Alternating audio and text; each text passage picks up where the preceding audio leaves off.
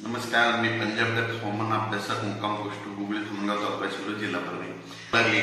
तर शेतकऱ्याला सांगू इच्छितो 22 मेला अंदमान बेटावर मान्सून एकदा सक्रिय होणार आहे. पण त्याच्यानंतर काय होणार आहे, 22-23 च्या दरम्यान बंगालच्या खाडीमध्ये एक चक्रीवादळ तयार होणार आहे. बंगालच्या उपसागरामध्ये म्हणजे एक चक्रीवादळ तयार होईल आणि ते चक्रीवादळ कलकत्ता बांगलादेशकडे जाणार आहे. म्हणून हा अंदाज लक्षात येतात. ते आपल्या महाराष्ट्राकडे त्याचा काही फारसा प्रभाव पडणार नाही.